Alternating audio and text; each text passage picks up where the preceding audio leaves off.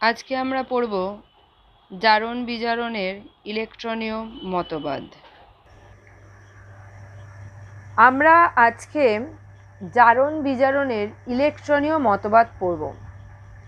এর আগের দিন আমরা জারণ বিজারণের সংজ্ঞা পড়েছি এবং জারণ বিজারণ বিভিন্ন বিক্রিয়া থেকে কোনটা জারণ কোনটা বিজারণ সেটা আমরা দেখেছি।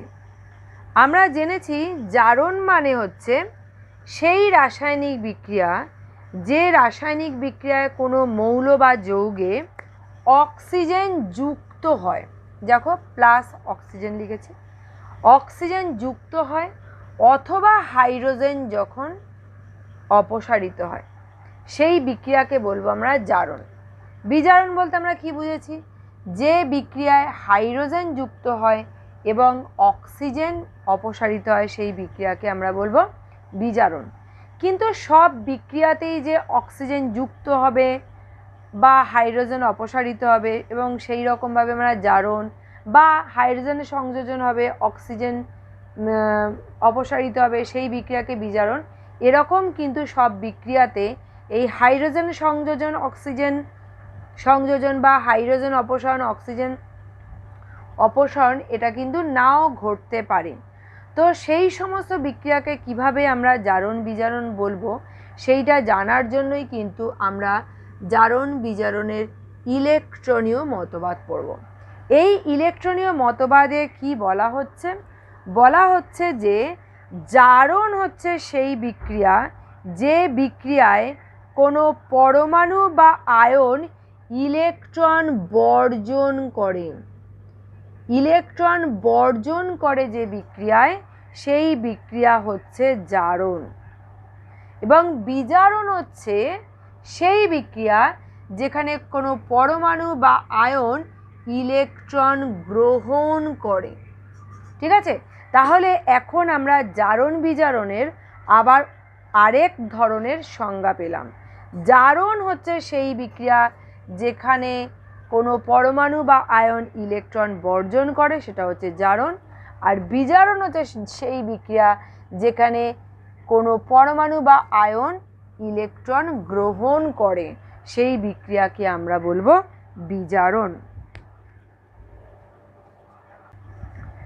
এবার আমরা জারণের একটু সংজ্ঞাটা দেখে নেব।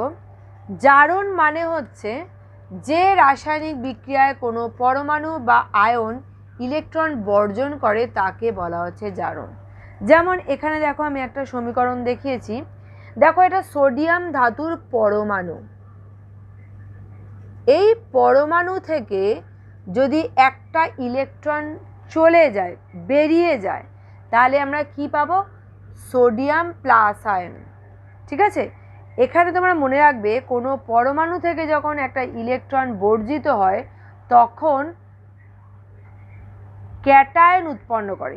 যতগুলো ইলেকট্রন বেরিয়ে যাবে ততগুলো এর পজিটিভ চার্জ হবে। এখানে দেখো একটা ইলেকট্রন বেরিয়ে গেছে, সুতরাং সোডিয়ামের পজিটিভ চার্জের পরিমাণ হচ্ছে 1।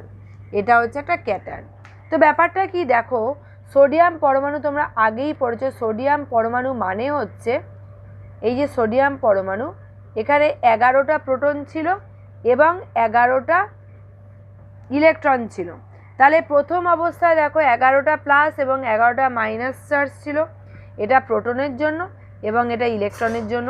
তার ফলে এর কিন্তু কোনো রকম চার্জ ছিল না, এটা হচ্ছে নিস্তড়িত, সেই জন্য সোডিয়ামের কোনো চার্জ নেই। ঠিক আছে, কিন্তু যখন একটা ইলেকট্রন বেরিয়ে গেল তাহলে এখানে কি ইলেকট্রনের সংখ্যা 1 কমে গেল। তাহলে কি হবে দেখো, তখন সোডিয়ামের কীরকম হবে? 11টা প্লাস তো ছিলই, যা ছিল তেমনই আছে, কিন্তু একটা ইলেকট্রন যখন বেরিয়ে যাচ্ছে তখন 10টা ইলেকট্রন হয়ে গেল।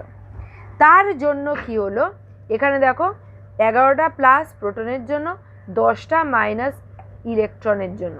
তাহলে কি হলো, এটা যদি প্লাস মাইনাস করো একটা প্লাস চার্জ থাকছে এবং সেইটাই দেখো সোডিয়ামে মাথার ওপরে লিখেছি। ঠিক আছে, এই কারণেই কোনো পরমাণু যখন ইলেকট্রন বর্জন করে সেটা ক্যাটায়ন উৎপন্ন করে।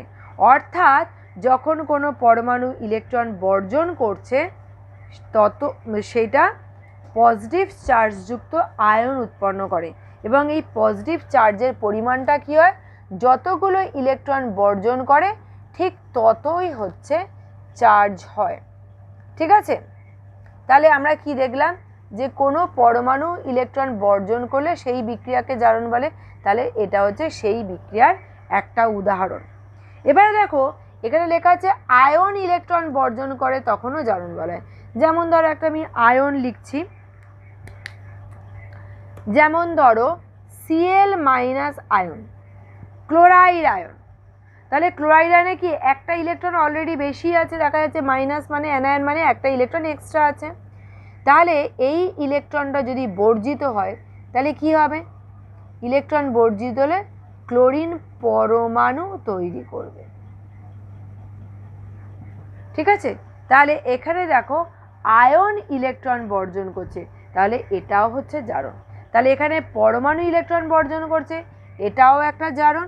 এখানে ক্লোরাইড ইলেকট্রন বর্জন করছে, এখানে আয়ন ইলেকট্রন বর্জন করছে, সুতরাং এটাও হচ্ছে জারণ।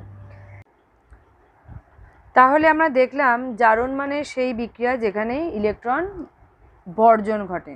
যেমন আমি একটা উদাহরণ দেখাচ্ছি, যেমন ধরো সোডিয়াম একটা পরমাণু, এই সোডিয়াম পরমাণুর ইলেকট্রন বর্জন ঘটল, একটা ইলেকট্রন বর্জিত হলো, বর্জিত হয়ে সোডিয়াম প্লাস আয়ন গঠন করলো। তাহলে এই বিক্রিয়াটাতেই ইলেকট্রন বর্জিত হয়েছে, সুতরাং এটা হচ্ছে জারণ। এবার ধরো ক্যালসিয়াম আছে, ক্যালসিয়াম দুটো ইলেকট্রন বর্জন করে, তাহলে কি হবে, দুটো ইলেকট্রন যদি বর্জন করে তাহলে ক্যালসিয়াম 2+ আয়ন উৎপন্ন করছে। তাহলে ব্যাপারটা কি দাঁড়াচ্ছে, যে আমরা দেখতে পাচ্ছি সোডিয়াম একটা ইলেকট্রন বর্জন করছে, ক্যালসিয়াম দুটো ইলেকট্রন বর্জন করছে। কেন? কারণ কতগুলো ইলেকট্রন বর্জিত হবে সেটা নির্ভর করবে সেই পরমাণুর যোজ্যতার ওপর। ঠিক আছে, এখানে সোডিয়ামের যোজ্যতা হচ্ছে কত, 1। তাহলে সোডিয়াম কতগুলো ইলেকট্রন বর্জন করবে, একটা ইলেকট্রন বর্জন করবে। ঠিক আছে, এবং তার মাথার উপর কতগুলো পজিটিভ চার্জ হবে, একটা পজিটিভ চার্জ হবে। যতগুলো ইলেকট্রন বর্জন করবে সেইটাই তার মাথার উপরে পজিটিভ চার্জের পরিমাণ হবে। ঠিক আছে, তাহলে কোনো পরমাণু থেকে কত সংখ্যক ইলেকট্রন বর্জিত হবে, তার যোজ্যতা যত ততগুলো সংখ্যক ইলেকট্রন বর্জিত হবে, এবং তার ফলে যে ক্যাটায়নটা উৎপন্ন করবে, যে পজিটিভ চার্জযুক্ত আয়নটা উৎপন্ন করবে, তার মাথার ওপরে ঠিক ততগুলোই কিন্তু পজিটিভ চার্জ হবে। যেমন এখানে ক্যালসিয়াম, এর যোজ্যতা হচ্ছে কত, 2, তাহলে ইলেকট্রন বর্জন করবে কত, 2, মাথার উপর চার্জ হবে কত, +2। এবার তোমরাই বলো, যদি আমি অ্যালুমিনিয়াম নিই, অ্যালুমিনিয়াম পড়ো, তাহলে অ্যালুমিনিয়ামের যোজ্যতা কত আমার বলো, অ্যালুমিনিয়ামের যোজ্যতা হচ্ছে 3। তাহলে অ্যালুমিনিয়াম কতগুলো ইলেকট্রন বর্জন করবে, 3 ইলেকট্রন বর্জন করবে। তাহলে অ্যালুমিনিয়ামটা কি তৈরি করবে, অ্যালুমিনিয়াম 3+। ঠিক আছে, আচ্ছা, এবারে এই তো গেল ইলেকট্রন বর্জন করছে এবং কতগুলো কীরকম চার্জ তৈরি হচ্ছে সেটা আমরা দেখলাম। ঠিক আছে, এবং এগুলো সবগুলোর ক্ষেত্রে একটা দেখো, এই যে পরমাণু ছিল তার কোনো চার্জ ছিল না, 0। তাহলে এখান থেকে চার্জের পরিমাণ বাড়লো, পজিটিভ চার্জের পরিমাণ বাড়লো। এক্ষেত্রেও দেখো 0 ছিল, পজিটিভ চার্জের পরিমাণ বাড়লো, +2 হলো। তাহলে এখানে চার্জ ছিল 0, সেখান থেকে হলো কত, +1, তাহলে চার্জের পরিমাণ বাড়লো। এখানে ছিল কত, 0, এখান থেকে কি হলো, +2 হলো, তাহলে এটা চার্জের পরিমাণ বাড়লো। এখানে কি হলো, ছিল 0, সেখান থেকে হয়ে গেল +3, তাহলে পজিটিভ চার্জের পরিমাণ বাড়লো। তাহলে জারণে আমরা প্রত্যেক ক্ষেত্রে দেখতে পাচ্ছি পজিটিভ চার্জের পরিমাণ কিন্তু বাড়ছে। ঠিক আছে, এটা আমরা দেখতে পেলাম। এবারে এখানে তোমাদের একটা জিনিস মনে রাখতে হবে, আমরা যে এখানে যে ইলেকট্রন বর্জন মানেই সোডিয়াম থেকে মাইনাস ইলেকট্রন দিয়ে দিলাম, ঠিক আছে, দিয়ে এটা Na+ করলাম, এইভাবে কিন্তু সমীকরণ লেখার নিয়মটা ঠিক সঠিক কনভেনশন নয়। কনভেনশনে বলা হচ্ছে আমরা ইলেকট্রনকে এরকম মাইনাস দিয়ে লিখব না। তাহলে কি করব, এটাকে আমরা একটা সমীকরণ হিসেবে কল্পনা করব। তাহলে সমীকরণে বাঁ দিকে আছে এরা, ডান দিকে আছে এরা। তাহলে এই যে মাইনাস ইলেকট্রন আমরা কখনো লিখব না, ইলেকট্রনকে সবসময় পজিটিভ দিয়ে লিখতে হবে। তাহলে এই ইলেকট্রনকে পজিটিভ কিভাবে করা যাবে? দেখো, একটা সমীকরণে যদি বাঁ দিক থেকে যদি ডান দিকে নিয়ে যাই, তাহলে বাম দিকে যে সাইন থাকে ডান দিকে গেলে তার সাইনের পরিবর্তন ঘটে। তাহলে এখানে ইলেকট্রন ছিল মাইনাস সাইন, যদি ডান দিকে নিয়ে যাই তাহলে এটা কি হয়ে যাবে? Plus sign.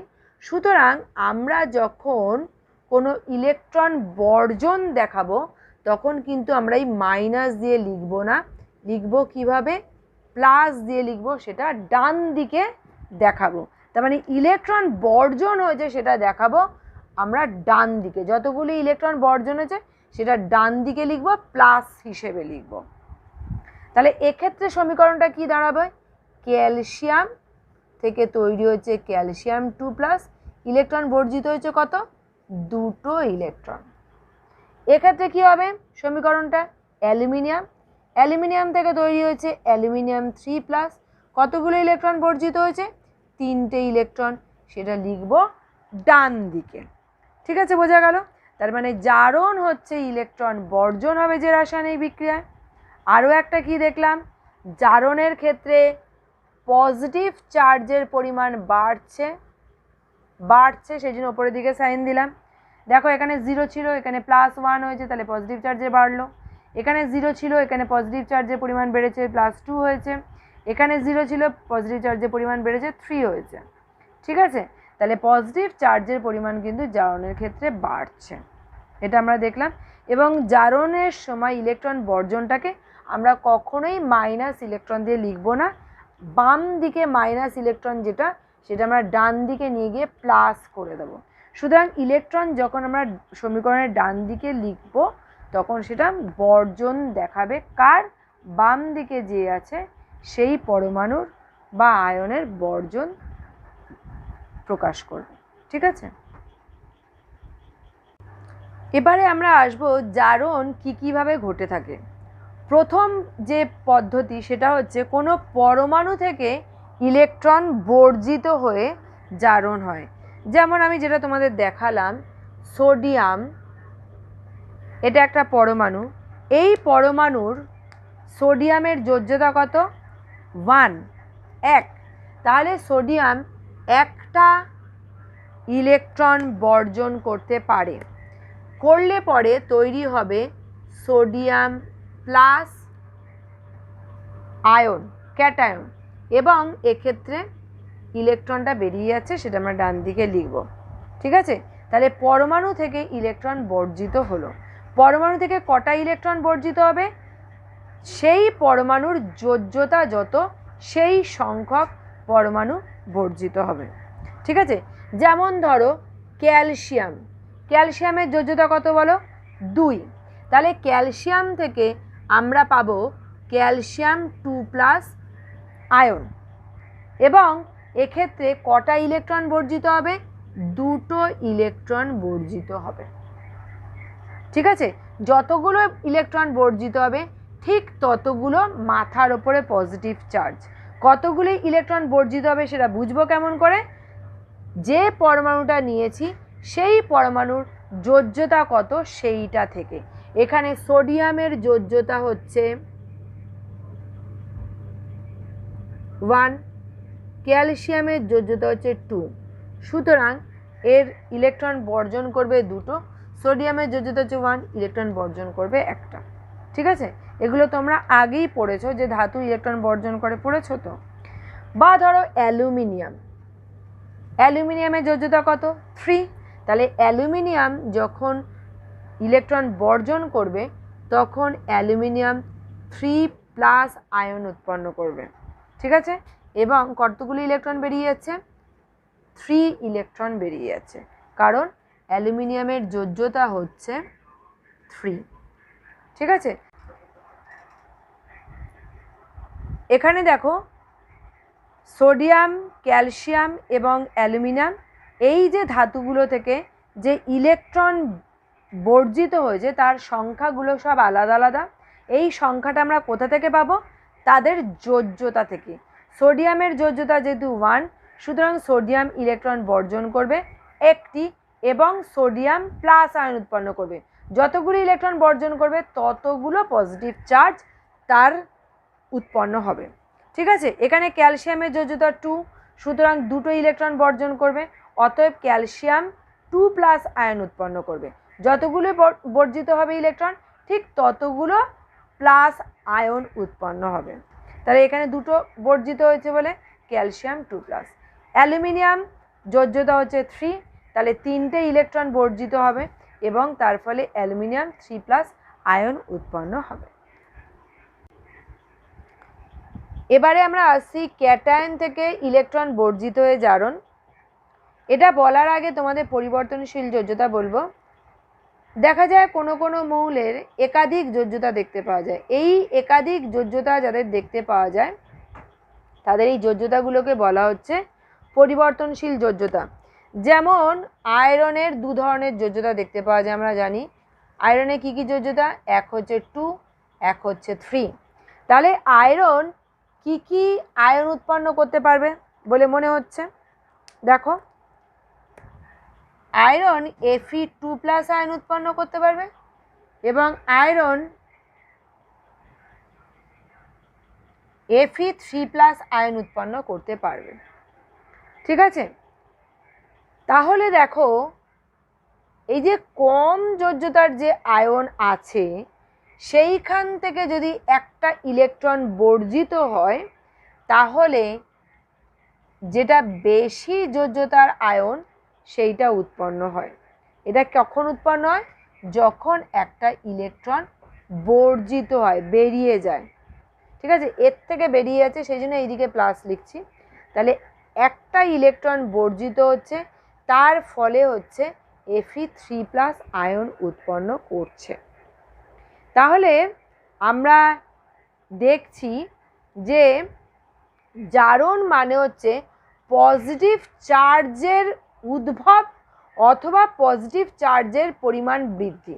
দেখো এই সমীকরণগুলোতে দেখো পজিটিভ চার্জ ছিল না এগুলোতে, সেখানে পজিটিভ চার্জ তৈরি হয়েছে, তাহলে এই বিক্রিয়াগুলো হচ্ছে জারণ। অথবা পজিটিভ চার্জের পরিমাণ বেড়ে যাচ্ছে এই বিক্রিয়াটাতে। দেখো এখানে +2 ছিল, এখানে +3।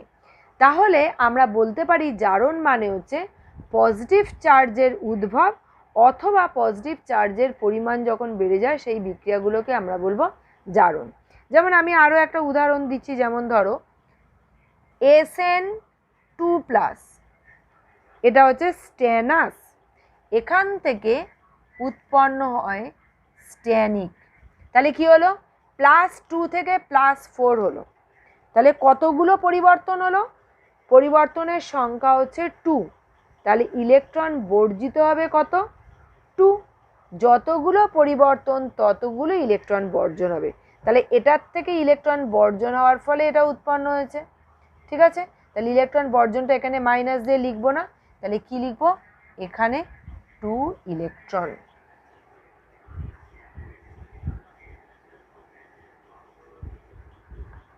এর পরের যে পদ্ধতিতে জারণ হচ্ছে সেটা হচ্ছে অ্যানায়ন থেকে যখন ইলেকট্রন বর্জিত হয় সেটাও জারণ। অ্যানায়ন মানে হচ্ছে নেগেটিভ চার্জযুক্ত আয়ন। যেমন ধরো Cl-, এটা হচ্ছে ক্লোরাইড আয়ন, এটা হচ্ছে অ্যানায়ন, মাত্রার উপরে মাইনাস চার্জ রয়েছে, দেখতে পাচ্ছ। তো এটাই, এই অ্যানায়ন থেকে যদি ইলেকট্রন বেরিয়ে যায় তখন কি পাবো? এই ইলেকট্রনটা যদি বেরিয়ে চলে যায় তাহলে ক্লোরিন পরমাণু পাবো। তাহলে অ্যানায়ন থেকে একটা পরমাণু পাচ্ছি। কিভাবে পাচ্ছি? ইলেকট্রন বর্জন। তাহলে এখানে বিয়োগ ইলেকট্রন লিখবো না, তাহলে এই দিকে লিখবো যোগ ইলেকট্রন। ঠিক আছে, তাহলে এটাও কিন্তু হচ্ছে জারণ। ঠিক আছে, বা ধরো S2- সালফাইড। এই সালফাইড যখন সালফার উৎপন্ন করছে তাহলে এখানে কতগুলো মাইনাস চার্জ ছিল? দুটো। এখানে কতগুলো চার্জ আছে? চার্জ নেই, 0। তাহলে দুটো ইলেকট্রন সে ত্যাগ করে দিচ্ছে, তাই জন্য আমরা এখানেই লিখব 2 ইলেকট্রন। ঠিক আছে, এক্ষেত্রেও মনে রাখবে যে এই যে অ্যানায়নগুলো রয়েছে তাদের যা যোজ্যতা সেই সংখ্যকই ইলেকট্রন তারা বর্জন করবে। ক্লোরাইড এর যোজ্যতা হচ্ছে 1, সেই জন্য একটা ইলেকট্রনই বর্জন করেছে। সালফাইড এর ইলেকট্রন বর্জন করেছে 2টো, কারণ এর যোজ্যতা হচ্ছে 2। ঠিক আছে, তাহলে আমরা কি দেখলাম? জারণ মানে হচ্ছে একদম প্রথমটাতে দেখলাম পজিটিভ চার্জ তৈরি হলো। ঠিক আছে, অথবা পজিটিভ চার্জের পরিমাণ বাড়লো।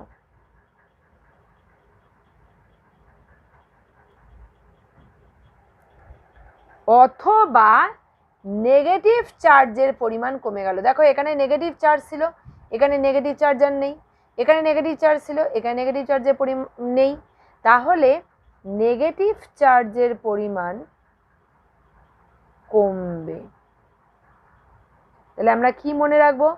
জারণ মানে সেই বিক্রিয়া যেই বিক্রিয়াতে ইলেকট্রন বর্জন হচ্ছে। আর কি দেখব?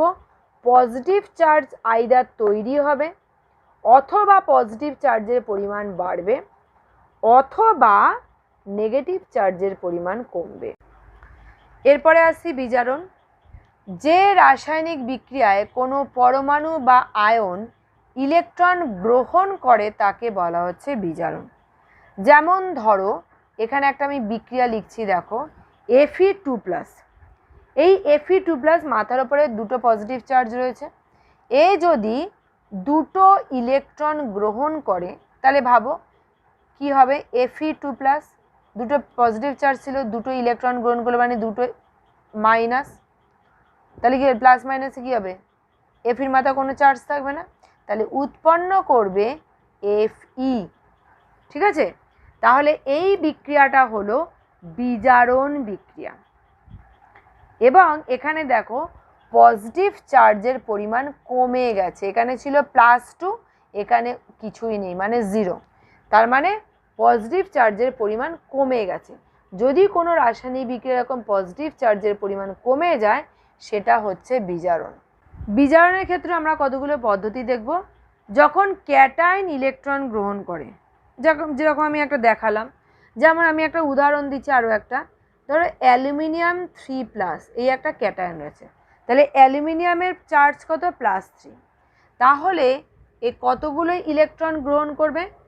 3টি ইলেকট্রন গ্রহণ করবে। যতগুলো প্লাস চার্জ আছে ততগুলো ইলেকট্রন গ্রহণ করলে সেই ক্যাটায়নটা থেকে আমার পরমাণু তৈরি করবে। ঠিক আছে, তার মানে ক্যাটায়ন দ্বারা ইলেকট্রন গ্রহণ হবে, গ্রহণ করে পরমাণু উৎপন্ন করবে এবং এই সময় বিজারণ ঘটবে। তাহলে এখানে দেখো পজিটিভ চার্জের পরিমাণ কি হচ্ছে? কমে যাচ্ছে। পজিটিভ চার্জ কমে যাচ্ছে, এই যে নিচের দিকে সাইন দিলাম মানে কমে যাচ্ছে। ঠিক আছে, অথবা ধরো Copper2+, Copper2+, এখানে 2টো প্লাস চার্জ আছে, যদি 2টো ইলেকট্রন গ্রহণ করে তাহলে কি হচ্ছে? কপার উৎপন্ন করবে, শুধু কপার। তাহলে এখানেও দেখো চার্জ কমে গেল, সুতরাং এটাও হচ্ছে বিজারণ।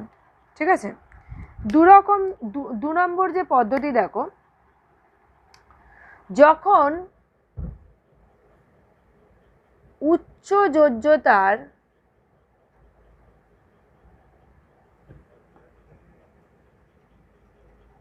ক্যাটায়ন ইলেকট্রন গ্রহণ করে,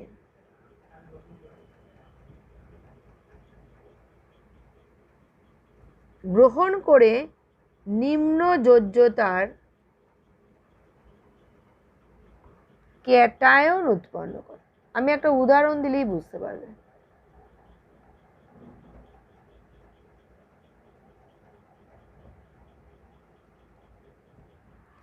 উদাহরণটা দিই, এক্ষেত্রেও কিন্তু তোমাদের মনে রাখতে হবে এইটার জন্য, 2 নম্বরের জন্য আমরা যাদের একাধিক যোজ্যতা রয়েছে সেই সমস্ত মৌলগুলোই কিন্তু এই রকম ধরনের বিজারণ দেখাবে। ঠিক আছে, যেমন ধরো Fe,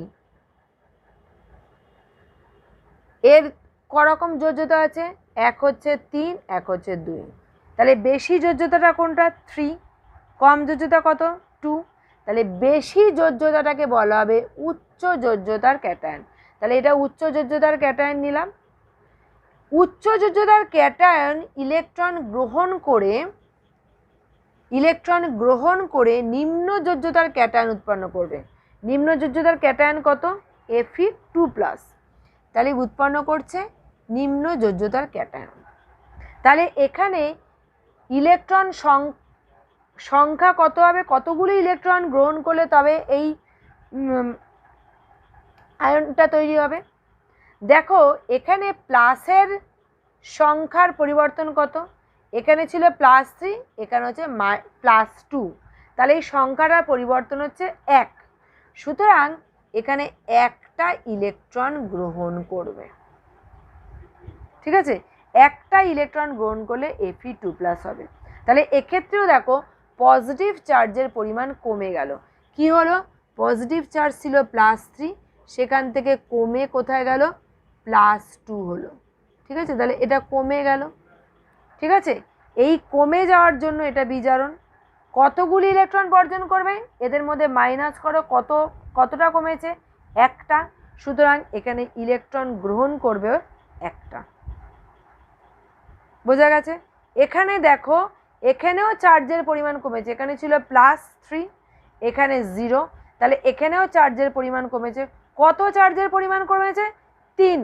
এখানে ছিল +3, হয়েছে 0। +3 থেকে হয়েছে 0। তাহলে 3 কমেছে, সেই জন্য 3টে ইলেকট্রন গৃহীত হয়েছে। ঠিক আছে, তাহলে আমরা দেখতে পাচ্ছি বিজারণ মানে হচ্ছে পজিটিভ চার্জের পরিমাণটা কমে যাচ্ছে, সেটা হচ্ছে বিজারণ। ঠিক আছে, আচ্ছা, আরও একটা পদ্ধতিতে বিজারণ হয়ে থাকে, সেটা আমি দেখাচ্ছি। যদি কোনো পরমাণু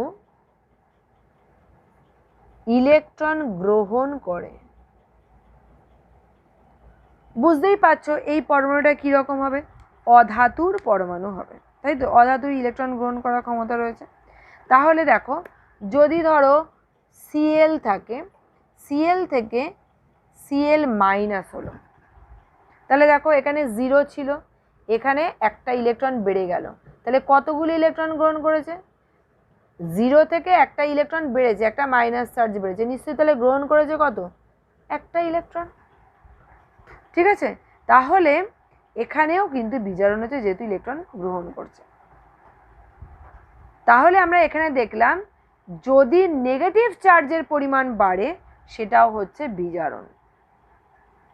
যেমন ধরো সালফার ছিল, সালফার থেকে তৈরি হলো S2-, তাহলে কতগুলো নেগেটিভ চার্জের পরিমাণ বাড়লো? 2টো। তাহলে কতগুলো ইলেকট্রন গ্রহণ করবে? 2টো ইলেকট্রন গ্রহণ করবে। ঠিক আছে, তাহলে আমরা বিজারণ মানে কি দেখলাম? বিজারণ মানে দেখলাম পজিটিভ চার্জ কমে যাবে। এই যে নিচের দিকে সাইন দিয়েছি মানে কমে যাচ্ছে। এখানেও দেখো কমে গেল, এখানেও দেখো কমে গেল। আর কি? নেগেটিভ চার্জ বেড়ে যাবে, সেই জন্য ওপরের দিকে সাইন দিয়েছি। ঠিক আছে, তাহলে বিজারণ মানে হচ্ছে পজিটিভ চার্জ কমে যাবে এবং নেগেটিভ চার্জ বাড়বে, আমরা দেখলাম। এবার তোমাদের বইতে কতগুলো সমীকরণ আছে, পেজ নাম্বার 104-এ। সেই পেজ নাম্বার 104-এর যে সমীকরণ, সেগুলো আমরা করছি একে একে। দেখো দেখো এগুলো কতগুলো বিক্রিয়া সমীকরণ দিয়েছে এবং এক্ষেত্রে জারণ হচ্ছে না বিজারণ হচ্ছে সেটা বলতে হবে। যেমন প্রথম যে বিক্রিয়াটা দিয়েছে সেটা হলো Fe3+ প্লাস ইলেকট্রন Fe2+।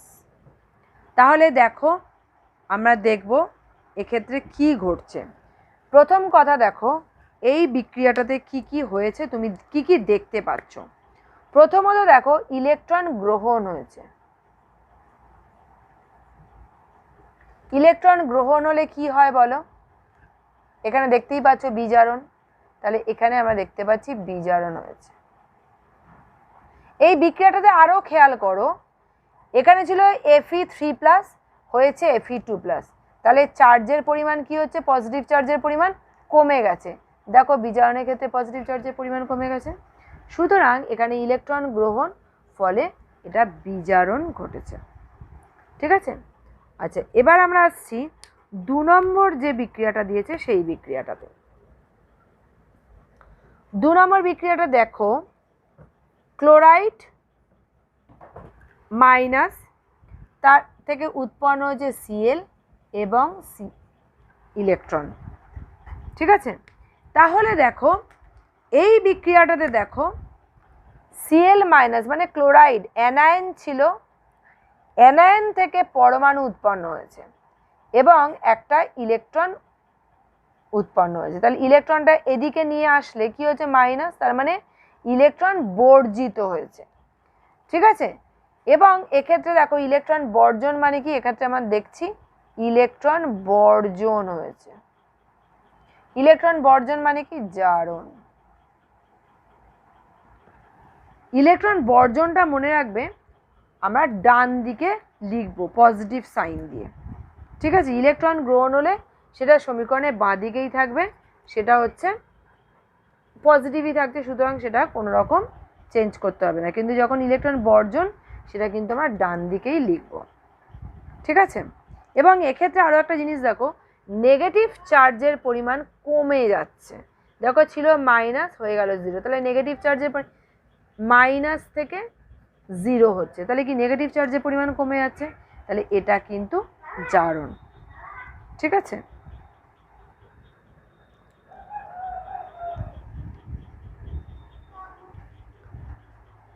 দেখো এখানে MnO4 2- থেকে উৎপন্ন হয়েছে MnO4- এবং একটা ইলেকট্রন। তাহলে ইলেকট্রনকে আমরা দেখছি কোথায়? ডান দিকে, তার মানে এখান থেকে ইলেকট্রন বর্জিত হয়েছে। তাহলে ইলেকট্রন বর্জন মানে কি? ইলেকট্রন বর্জন মানে হচ্ছে জারণ। তাহলে এই বিক্রিয়াটাতে জারণ হয়েছে। এবং আরও একটা জিনিস খেয়াল করো, এখানে দেখো নেগেটিভ চার্জ ছিল কত? 2-, এখানে নেগেটিভ চার্জের পরিমাণ কত? মাইনাস, মানে -1, তার মানে নেগেটিভ চার্জ হয়েছে -2 থেকে হয়েছে -1, তাহলে কি হচ্ছে? কমে গেছে। তাহলে নেগেটিভ চার্জ কমলে সেটা হচ্ছে জারণ। ঠিক আছে, এখানে ইলেকট্রন বর্জনও হয়েছে, আবার দেখতে পাচ্ছি নেগেটিভ চার্জের পরিমাণও কমেছে, অতএব এটা হচ্ছে জারণ।